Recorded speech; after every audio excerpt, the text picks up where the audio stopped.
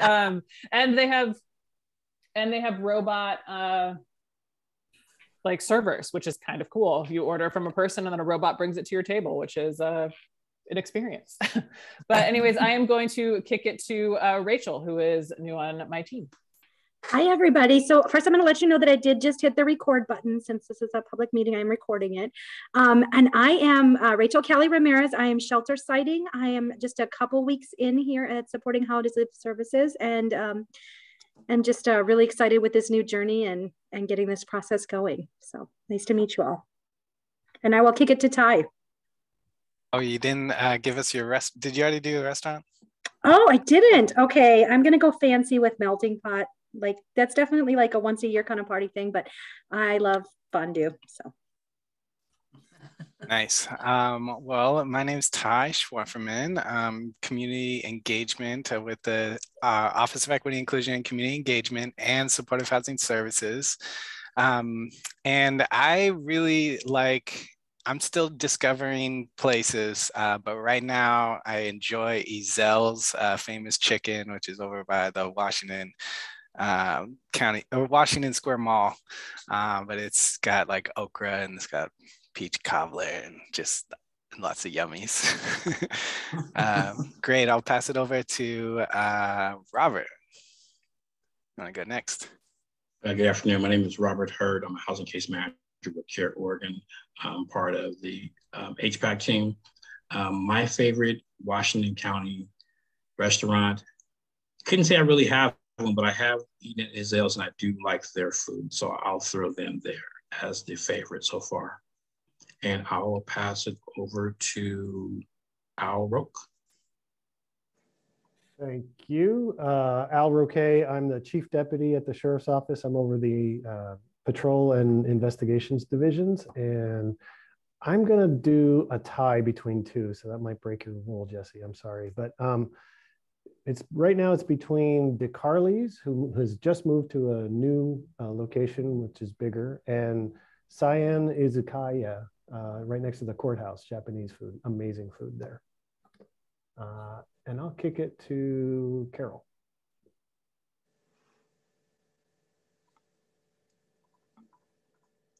Oh, to me? Carol. Did you say Carol? Yes. Okay. I'm Carol Heron. I am part of the St. Anthony Severe Weather Shelter Committee, and we have been around since 2008 and 9. I am involved with the housing and the homeless for all that period of time in some way, shape, or form. My favorite restaurant is one that I doubt maybe you know, but it's Goobanks, and it's in, it may be Clackamas County. Oh dear.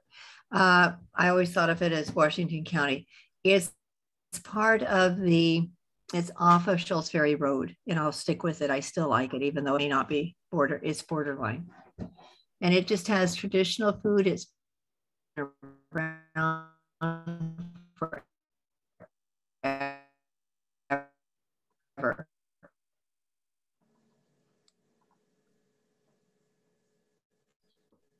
Oh shoot, Carol, I think your internet's a little laggy. We're losing you. No, she didn't hear it. Well, Talia, go for it. Okay. Hi, I'm Talia. I'm a nurse practitioner at OHSU. And I've been the healthcare representative with HPAC for 2 years now. And I think my favorite restaurant is Khao San, which is a Thai food place in Bethany.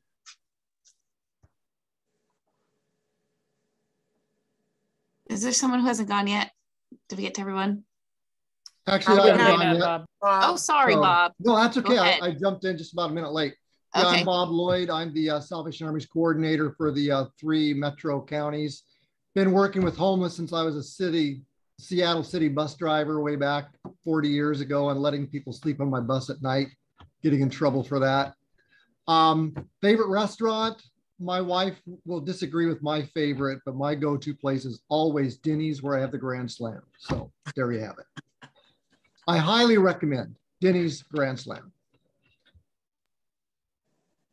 And I think, Elena, you haven't gone yet, correct?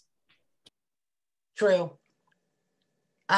So I'm Elena Ewing. I'm a city councilor, have been I'm in my 5th term, so 18 years serving my community.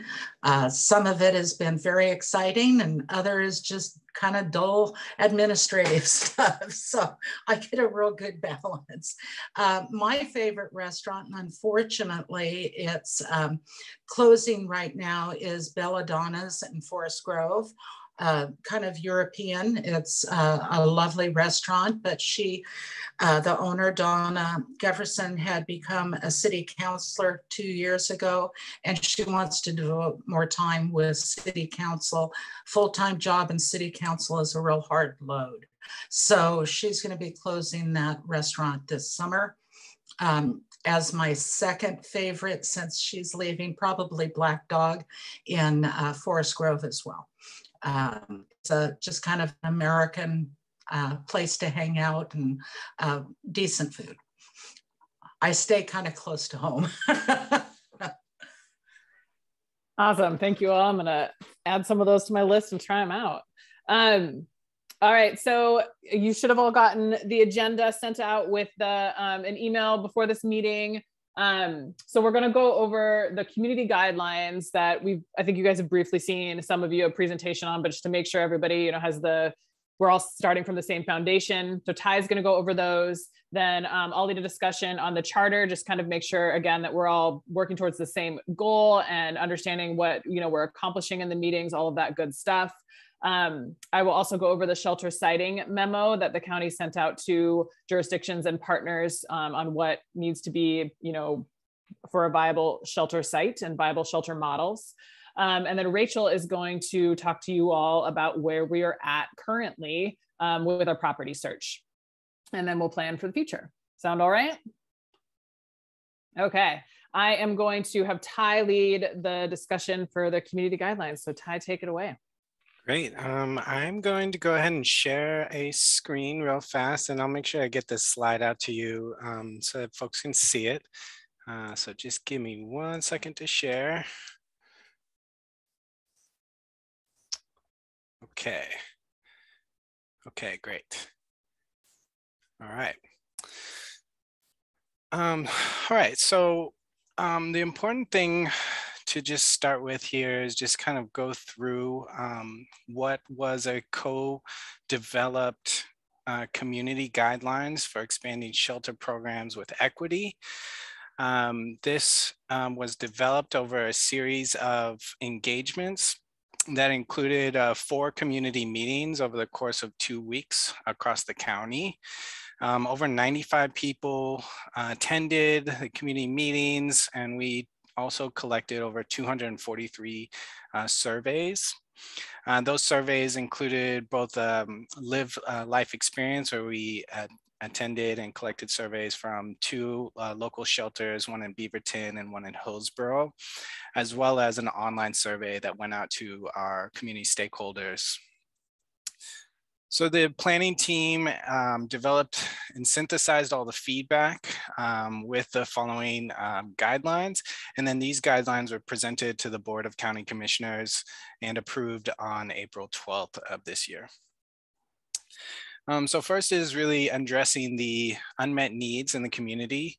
The future shelter system needs to expand to up to 250 beds with prioritization of people with acute and long-term needs and those impacted by disproportionate outcomes. People need access to support. The shelter system needs and would benefit from a comprehensive coordinated system of care to support the housing needs of our community. So as you know that is part of all our expansion of all of our housing navigators and all of those partners into our system.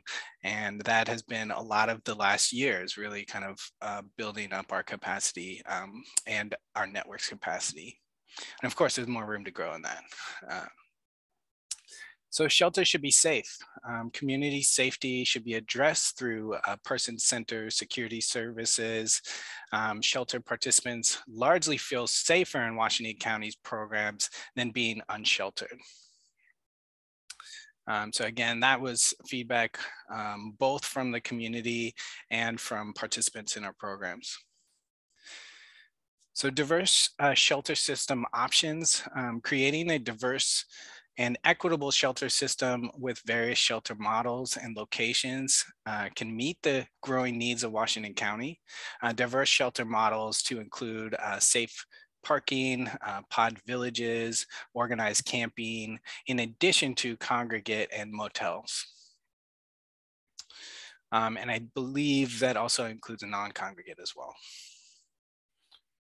And then the community should be involved.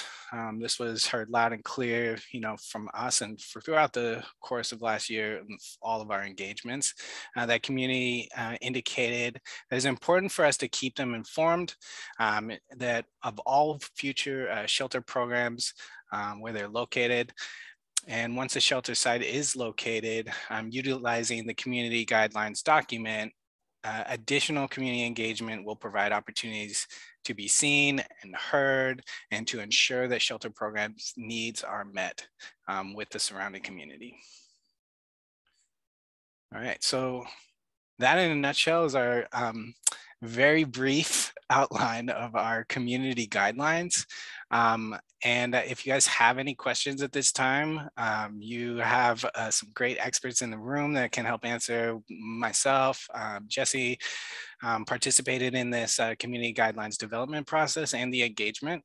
So if you do have any questions, we can quickly go over those before we move on to the next item. Hi, this is Elena. I would like us to go back a bit to the shelter protection and safety. I think you need to be adding community.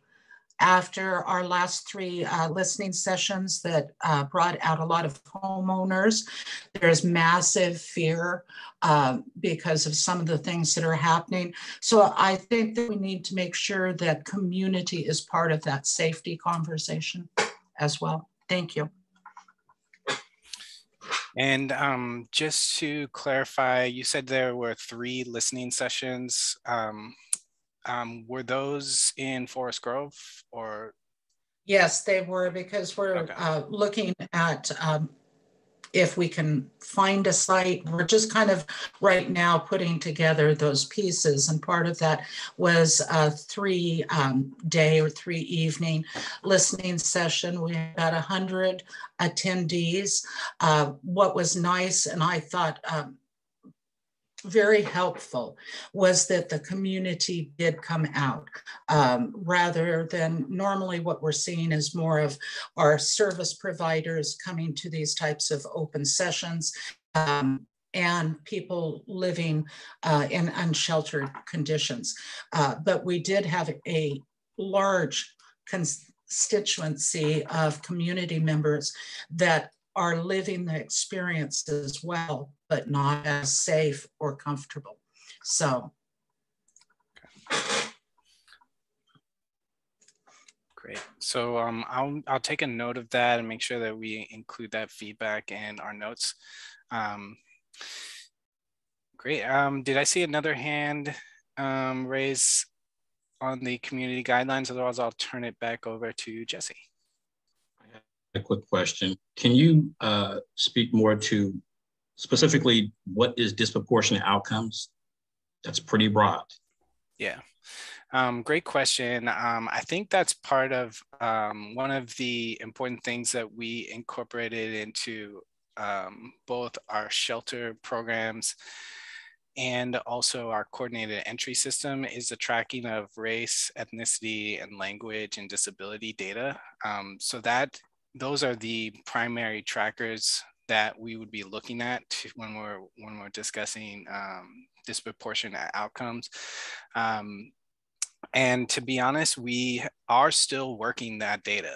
We're still in our first year of collecting that data, and so to go out and say we have a disproportionate outcome right now. We really feel it's too early, but we know that that is going to be part of our analysis moving forward, and identifying those disparities is going to be a primary objective of one of our staff people, which you may have met, Janine Smith, who focuses on equity in our SHS program.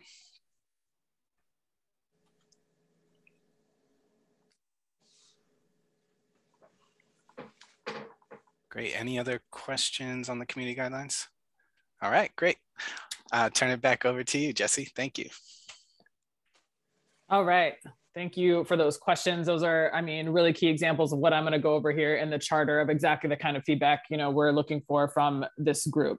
So great start. Thank you so much. Rachel, can you share the charter?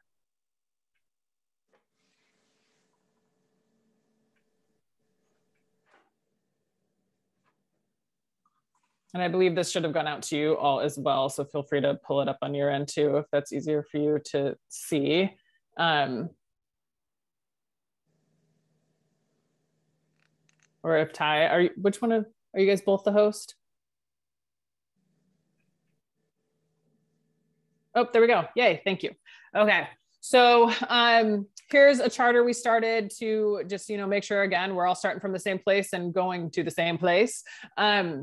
So this is partially what I, you know, presented in the meeting last month. So you guys have heard some of this, but just want to go over it again and take feedback from you all to make sure that it is clear and covers everything we want to accomplish. So the committee is going to fill the role from what Ty mentioned, right? The community guidelines asks for continued community involvement. So that is all of you. To give feedback on the shelter sites as they move forward, and then also oversight over the implementation of the guidelines, like those very specific questions you all are already asking because you're, you know, subject matter experts. So that is the scope of the work and why we exist. Is there anything we want to add to that, or anything you guys feel is unclear in that first section? And this is Carol. Can that be enlarged again? I know that we saw it at the HPAC. I have it just as a very small little memo.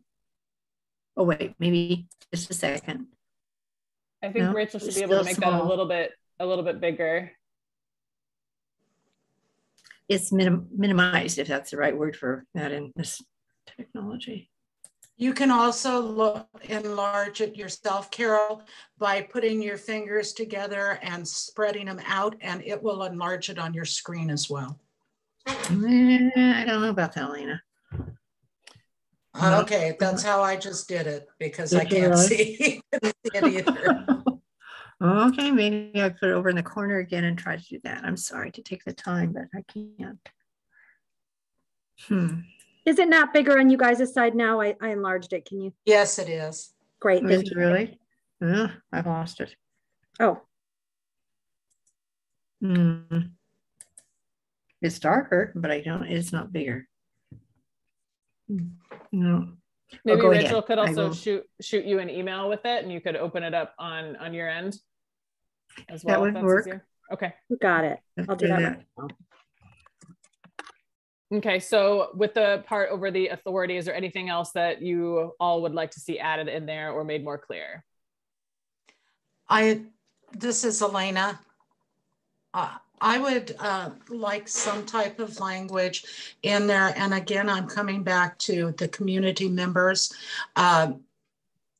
as either understood to be part of the stakeholders, or they have their own voice in this, because I was not surprised by the conversations at our meetings, but I would imagine probably our other counselors were surprised at what they're facing living next to camps or individuals that are experiencing being unsheltered. So I think that we miss it if we don't include their voice, or at least recognize their voice in this as well.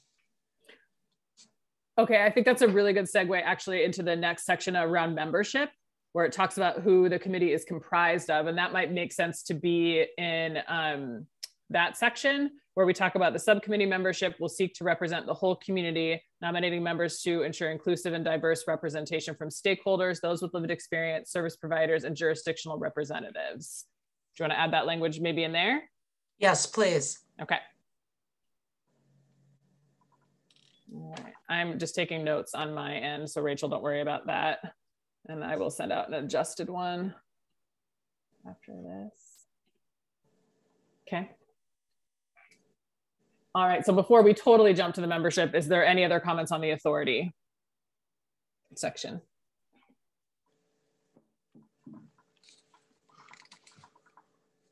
Okay, so we can move to the membership part. I read part of it already. Just want to then focus on the first sentence. Committee will be comprised of 8 members, 4 from HPAC and 4 community stakeholders.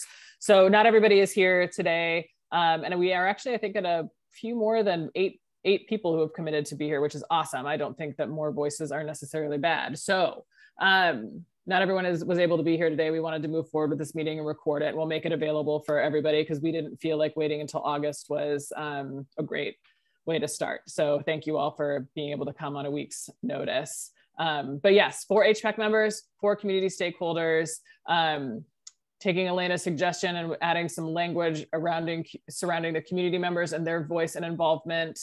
Anything else in there that you guys feel is missing or unclear?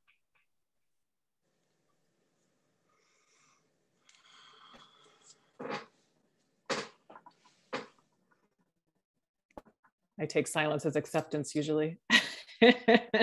All right. Okay, moving on to operations.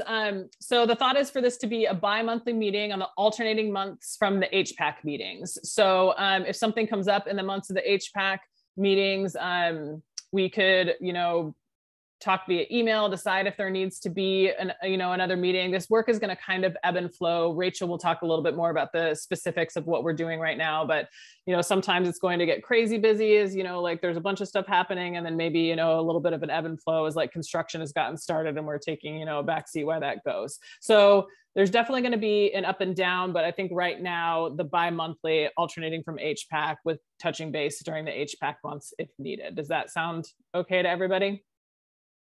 Adjusting as needed? Yes. Perfect.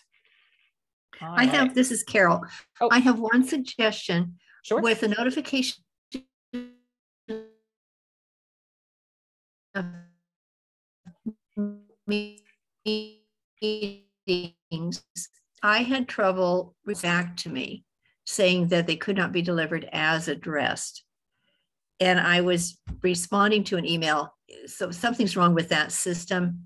And then this last meeting came out under the heading of canceled meeting. So take a look at what you're doing with the notifications would be my suggestion, to be sure that they are user friendly. And I think that the kickback when people replied was we originally had an email that was incorrect for one of the members. And that's been fixed now. So there shouldn't be hopefully the kickback anymore. And so we did cancel one meeting. So there was a cancel notification and then the new meeting. So, okay. Thank you. One of the things we would like to do today is to decide how, that's the last thing we have on our agenda, is a day that works for everybody. And then it would just be, a recurring meeting that would be sent out once and will be set on your calendar. So we shouldn't have this back and forth of a cancellation. I again want to thank you guys for meeting at late notice and being flexible. But moving forward, it'll be a set time. All right, anything else on the operations side? All right, and then here, very open for feedback. I want to throw that out before we jump into the responsibilities. So the subcommittee's role is going to be to support the property search group as we explore viable sites for diverse shelter models. The engagement process, right? Like every time we do find a viable site, right, we have to engage the community that surrounds the site, just like we did when we did the shelter guidelines, right? Same sort of process. So making sure that that is equitable and inclusive. The progress of located sites as the rehab work commences and programmatic decisions are made, just keeping everyone updated on making sure that work moves forward, and that the considerations that we hear from the community in the engagement processes are being, right, again, considered as the programmatic stuff gets finalized. Revisiting and improving the guidelines as they are utilized in the above work. So again, right, these are the first go around of these guidelines. This is new work for the county. So making sure that these guidelines, first of all, yes, are being followed, but also, are they working, right? Is something missing? Are there gaps or there holes? Are they not being effective? So making sure that we revisit those as often as is necessary as this work unfolds. Is there anything, again, unclear or missing from in that section? This is Elena. I would like us to come up with a methodology on how we can reach out. I think one of the things that I experience is that in order to get the community engaged, they need to have updates on what is being done, what sites are being looked at, what is working, what isn't working, so that we can gather those voices in support. And I think the best way to do it is more media coverage, more newspaper coverage. We do a lot online, and that is not accessible to all of our community members, those that have limited funds. There's many different reasons. So I'd like to see us be sure that we reach out in various manners to our community.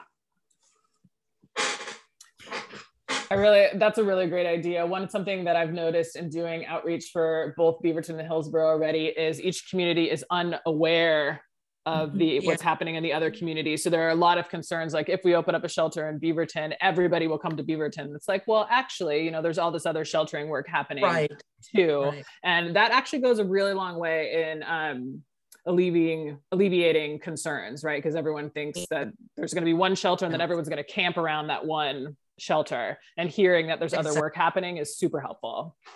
Yeah, I think another. I totally agree. Go ahead, Elena. Go ahead. Finish. No, I'm sorry, Carol. I've had my time. Well, I'm thinking that Tigard. I represent Tigard, and it's a Far East County.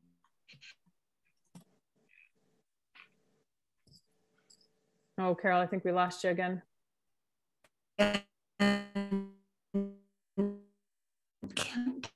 Tigard isn't always included. I can see. Are you hearing me? You're back. Yes. Okay. So I'll speak very quickly. Tigard needs to be included and incorporated into your communication and into the planning. And whether that means going through the city council or the agencies that are operating in Tigard, some way the city of Tigard needs to be incorporated into your planning. And I think this is a fundamental weakness with many programs. One city has the information, another city doesn't have all of the information. And I think if we're going to work as a cohesive unit as a county, we should have conversations and everybody should be on the same playing field. Agreed. Yeah, definitely hearing the need for centralized space to access the information, all of the information, not just about one site, but all of this work. Yes. Okay.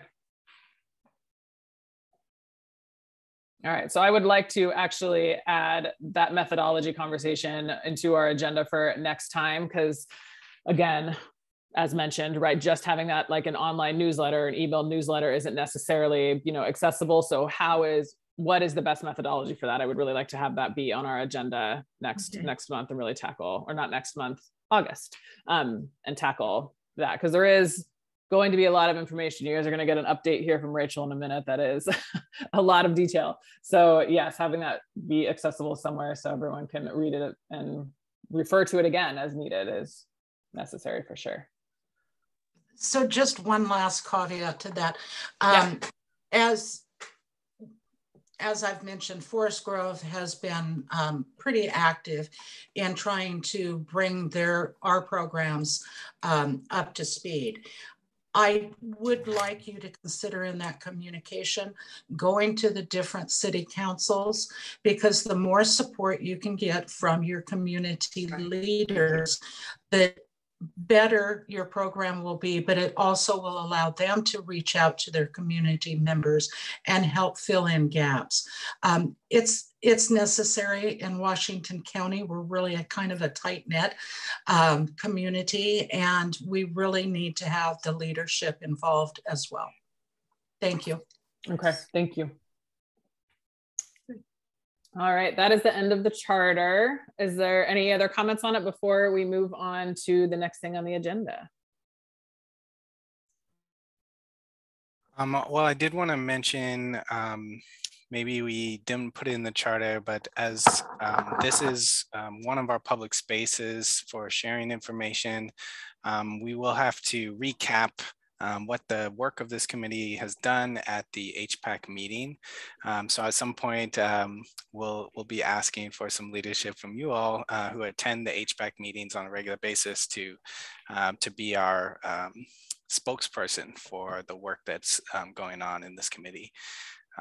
So I just want to kind of leave that as a little thing there, and we don't have to volunteer quite yet, but we'll make sure we have someone step up for that role.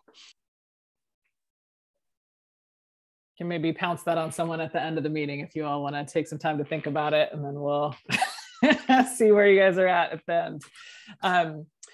Before we move on to the shelter siting memo, I just want to make sure that I ask you all real quick too, maybe it doesn't go in the charter, but that to have the space be for you all to talk about your hopes and expectations from this group. Like, what do you really want it to do for you? What do you need from the county staff to make this space effective for you all?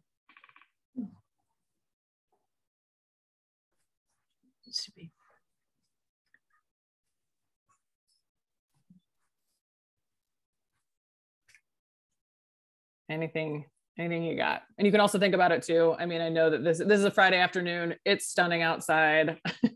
I know that. Well, I can offer one thing right away. Great.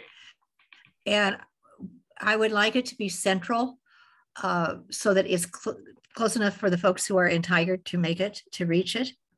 Again, we're far East County, and we frequently are isolated out here, and there are a lot of homeless people still.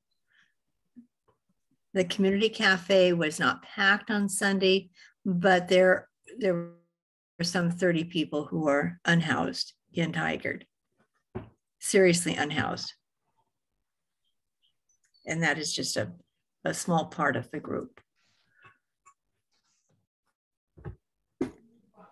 Anything else that you all need from this committee or from us? Just your hopes. I would say one of the things that I've noticed in my experience too, a lot of our unhoused folks, some of them have criminal records, yes. And that's concerning. And they're concerned about going to shelter. Yes. And some of them have some serious criminal records. Some of them actually have open warrants. So I think that hopefully that's something that we can kind of address. I know safety is a major concern, but just in my work with the people that I have dealt with, I deal with a lot of people who have criminal histories, current open warrants, some are sex offenders. And so for them to be able to go to shelter, oftentimes is not an option. Therefore, a lot of people within the community feel unsafe because they hear about these types of individuals being out in their community. So hopefully that's something that can be looked at and maybe addressed not only within the subcommittee, but also discussed with the community at large, because it is a significant issue that needs to be addressed to keep the community safe, but also to give those that are houseless an opportunity, regardless of their past history or their current situation. You know, I would like to affirm what Robert just said and just kind of add that it would be really helpful as soon as possible to have an agreed upon definition of low barrier, because it's really easy. I've been guilty of hearing that low barrier title and making assumptions about what it means. But a low barrier definition that we agree on would be helpful, because it doesn't necessarily mean that we're going to not allow someone with a criminal history It doesn't necessarily mean we're not going to allow somebody who is inebriated. So I think it would just be really helpful to have that definition relatively soon. Okay, I can definitely bring that back because yes, that term was what was coming to mind when I was hearing about the criminal histories and the open warrants and all of that. SHS has had that conversation internally, and I have not seen it written down. So I will work on getting something written down to bring to you all to look at, because that is one of the things that is required to receive SHS funding, right? It has to be a low barrier shelter, but you are correct. I have not seen it written down what exactly that means. I've seen the jurisdictions talk about what it means for them, but I don't, and I might be wrong, still new enough that I just might not have seen that, but I will go back and either find it or create it for our next meeting. Yeah, because we all have automatic reactions to that term and we all have assumptions about what it means. And I've learned that my assumptions in the past have not been correct. So that'd be helpful. Thank you. Yeah. Also, if I can chime in, having Al Roque, got it right this time, hopefully, being able to chime in terms of, you know, what law enforcement is doing in regards to those who are out there in the community with open warrants, if there can be some kind of work along with law enforcement, so that we can hopefully get those folks into shelter who need shelter, but not have them be fearful, but also maybe be able to have them address those issues. I work with folks and oftentimes they won't turn themselves in or even scared to call to find out if they have an open warrant because they're too scared they're going to be picked up. So maybe being able to find out what the county is doing in terms of dealing with those with open warrants, for maybe not having registered as a sex offender, for having open warrants for maybe failing to appear, just having that information to be able to communicate to the community and to those that are currently houseless might be helpful. Yeah, this is really great feedback as we start to move a little bit farther in the process of, you know, selecting service providers and developing the programming for each shelter, right? Like taking the considerations into exactly that, right? Like, how is this programming going to work? What does this mean if this situation presents itself? So yes, that is all stuff that we would, yeah, be bringing here to discuss with you all. So awesome, thank you. I also think that it's critical to do that so that we can begin educating our community that what the barriers are that particular groups are facing, but also what things are in place. We need to be able to show that we've given a lot of pre-thought to what systems are in place to protect other campers or unsheltered individuals. Because the minute you use low barrier or anything to do with, you know, records, that types of things, the community becomes kind of panicked. So if we can clearly educate, we can have definitions that really are impactful, and that we can also have a methodology on if somebody has been in a sheltered condition and they've lost that privilege because of personal behaviors or other things that are impacting them, how do we plan to deal with that? We have currently 15 people now in one of our unscheduled campsites, and a lot of them have been pushed out of Portland because of their new policies. So I'd like us to kind of talk about that as well. What is our thinking? You know, we have good social systems here, but what is our thinking if those situations come up? And how do we talk to our community about those particular things?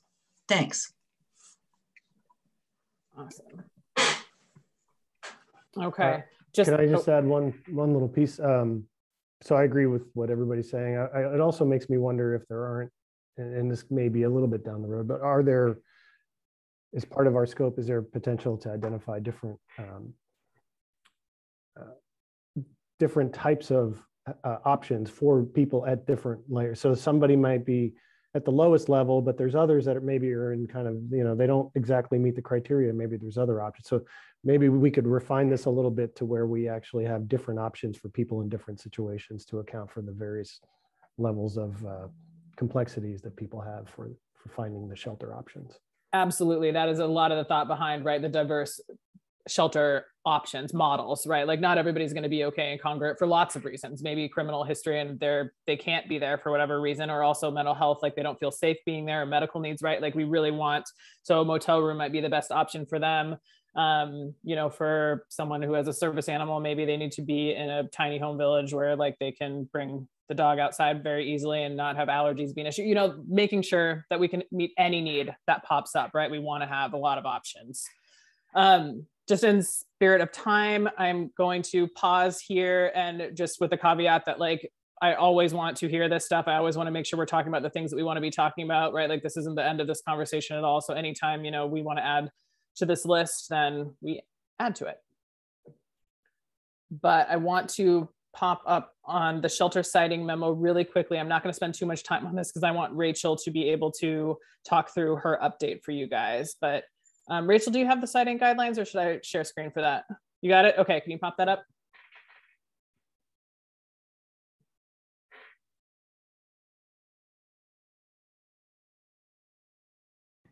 And I made it a little bigger too, so hopefully that helps. Awesome, thank you.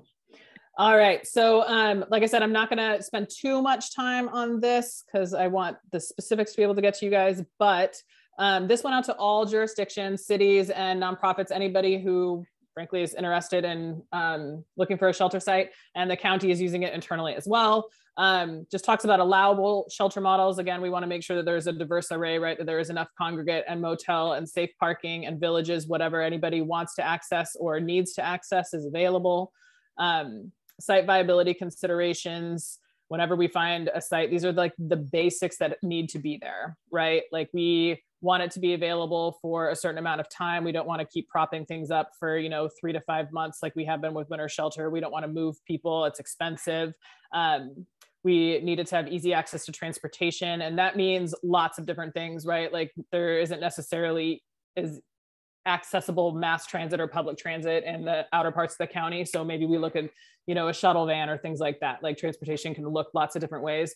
Really, the main theme of this is like, yeah, there are some basics that need to be there, but we know that we're going to need to be flexible, right? Every site is going to have different needs. Every shelter model is going to have different needs. Every population is going to have different needs. Every community is going to have different needs. So we are always going to have a conversation. If someone brings us a site, we'll look at, yes, the very basics, you know, it needs to have electricity and water and things like that. But what can we do to make this work if this is the best fit for your community or your population? So that is the main theme of this, flexibility, yes. But then it also talks about the programmatic commitments that the county does need if we are going to fund the operations of the shelter. So has to have full-time 24-hour staff for safety of the residents and the surrounding community. We'll fund the building operations and the maintenance. We'll also fund the meals and other participant needs. And then there will also be funding for enhancing the safety and security of the area. Things like fencing has been brought up by business owners and residents in surrounding communities already, you know, floodlights, making sure that the area is well lit, that makes it feel safer. Things like that will also be available in the funding. And I think those are the main things I wanted to hit on for that. Yeah, so please feel free to peruse this. Let me know if you have any questions about it. It is, like I said, out for jurisdictions and nonprofits. Anybody who wants to bring a site can just email Rachel and I, and we'll start the process of like, can we make this work? I was just going to say, you know, as it relates to community engagement and some of the earlier discussion, I almost wonder if in the charter, you might consider there being some sort of a reference to the county functioning as the public information officer. I know we want to control the narrative. We've already talked about that, but I also want to make sure that there is only one voice, and it seems most appropriate for that to be the county. We also want the community to see that the county is actually doing something and taking leadership. So just a suggestion. Yeah, so we do want to be full partners whenever somebody has found a site, right? When we move forward in the community engagement, we want to not, influence the choosing of a site, right? Once a jurisdiction has decided, right? Like right now, Beaverton and Hillsborough, they have purchased it, the sites are happening, right? And now the county is a full partner in the community engagement around creating a good neighbor agreement for those sites, right? So we do want to be full partners in that, but we also, want to be mindful of not stepping in too early and kind of, like feeling like this is what should happen, right? We again want communities to do what works for them and support that work, and then step in as partners when the time is right, if that makes sense.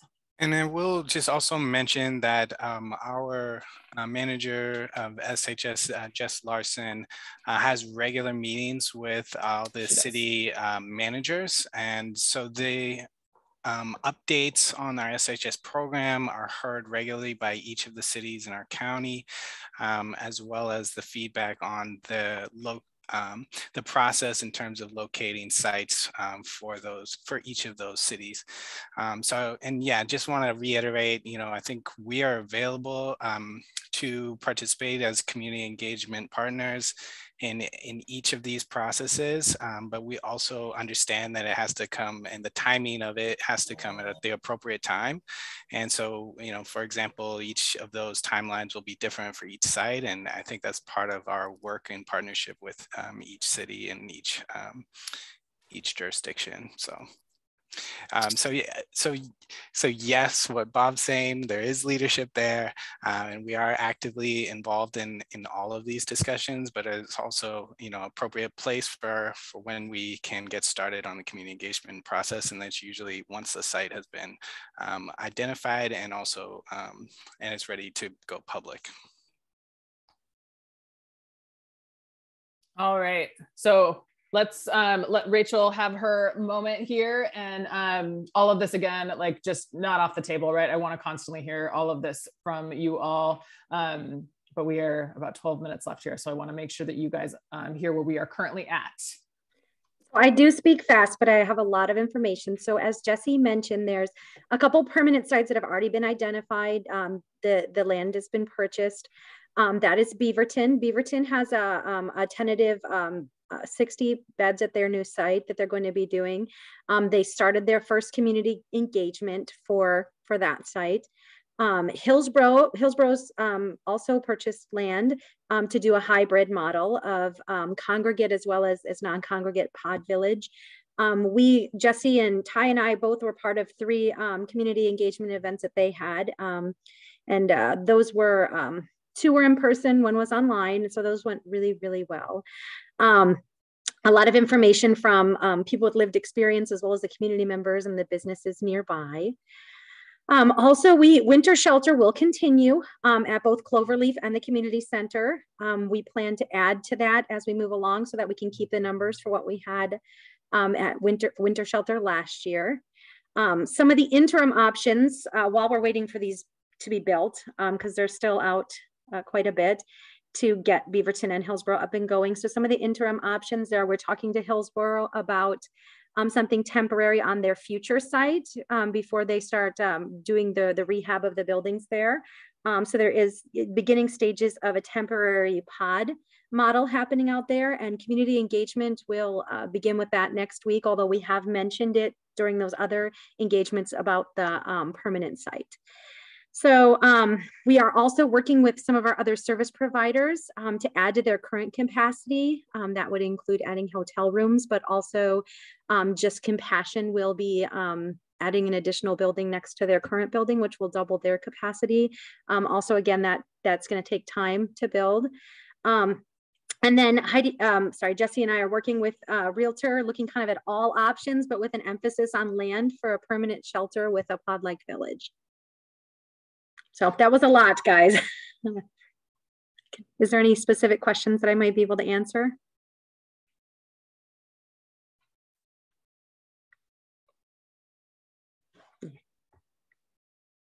So I just want to throw out a little bit about the work in general. So we do have that internal property search team.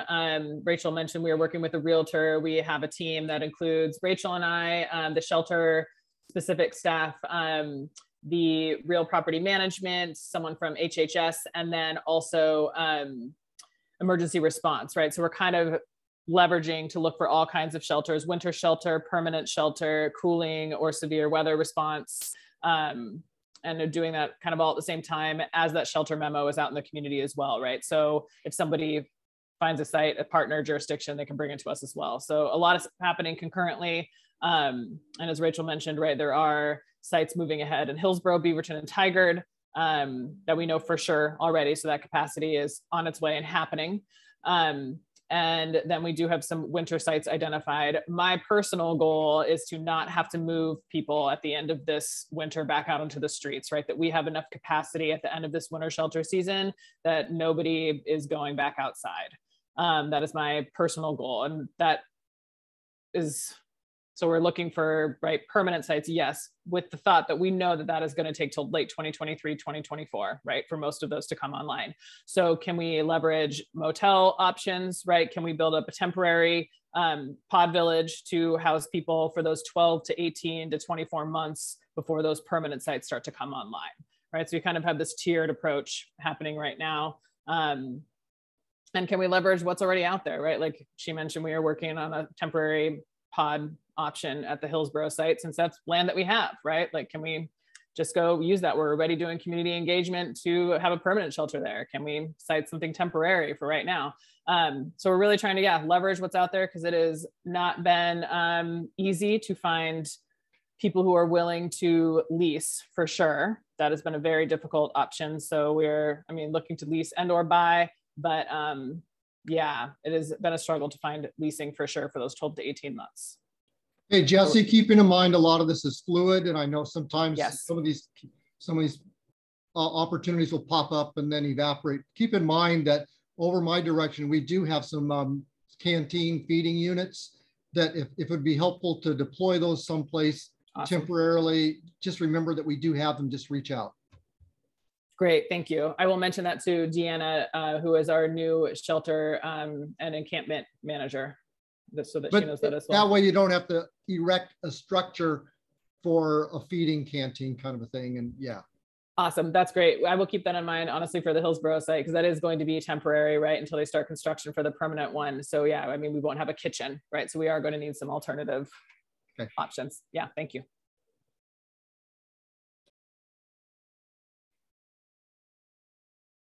All right, so that is where we're at right now. We will obviously keep you all updated on where we're at with each of those sites and land and buying pods and pod options. That's another thing that, Rachel didn't even touch on today. She's doing a ton of research on all the different pod options that are out there, from tiny homes to Conestoga huts to pallet houses. There's just so many different things that we can do, and what makes sense, again, for each community is really high on our list. So we want to make sure that we do a lot of research and make it fit.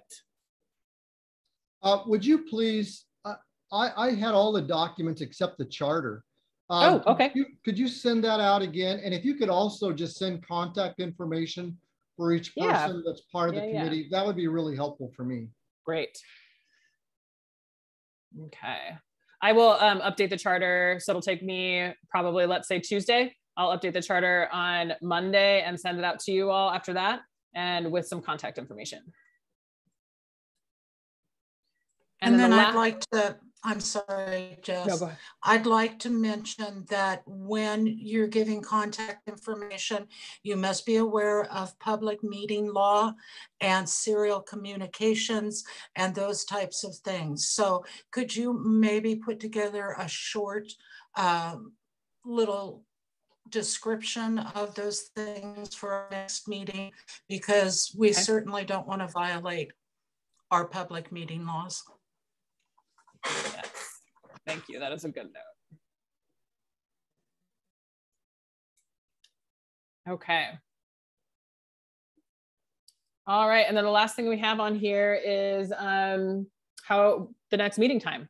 So keeping in mind that July is an HPAC meeting month, we are going to meet for the next time in August. And I'm hoping we could pick, like the fourth Thursday or whatever, and make sure that it is a recurring time that works for everybody. We can have it on the same, I think HPAC is like the third Wednesday, right? Something like that. It's Thursday. Yeah, it's usually Thursday. Okay. Yeah. I'm real happy with Friday at 1. Yeah? Okay. It's a great opportunity. It finishes my week, kind of. But I usually leave Friday more flexible for last minute meetings and those types of things. So Friday works well for me. I'd say Thursday works best for me because the HPAC is already set. So that Thursday is probably the most flexible. And so being every other, if it's going to be opposite of when we have HPAC, I've already got Thursday set for HPAC anyway. So Thursday works best for me. I'm happy with Thursday as well because Robert is right. It's consistent with the HPAC. So great. I agree with that. It would have to be Thursday afternoon for me. I have standing staff meetings Thursday mornings, but yeah, I like Thursday afternoons. So HPAC is the 4th or the 3rd Thursday, looks like. So that would mean August 18th. And I would have it at the same time as HPAC too, just so it is very consistent. Does that work? That works. All right. Awesome. Okay, we have 2 minutes. Look at us. I'm pretty impressed with everything we just fit into this hour. Thank you so much. About August. Sorry, I didn't quite catch that. July or August? August. July is going to be the HPAC meeting, and then August will be us. We're going to alternate. Okay. August 18th. Let me go back to my calendar. Just navigate it away. Yes, August 18th at 2:30. Do you guys want it to be an hour and a half, maybe? Since this hour actually felt a little tight. There's a lot of information. Hour and a half? Okay. That works. All right. Any last minute things? Great. I will send you guys out the charter, the contact info, and then I will see you all July HPAC. Cool. Have a great weekend. Everyone. Thanks all. Enjoy your weekend. Thank you. Bye. Have a good weekend, everybody. You too. You too. Bye, everyone. See ya. Bye.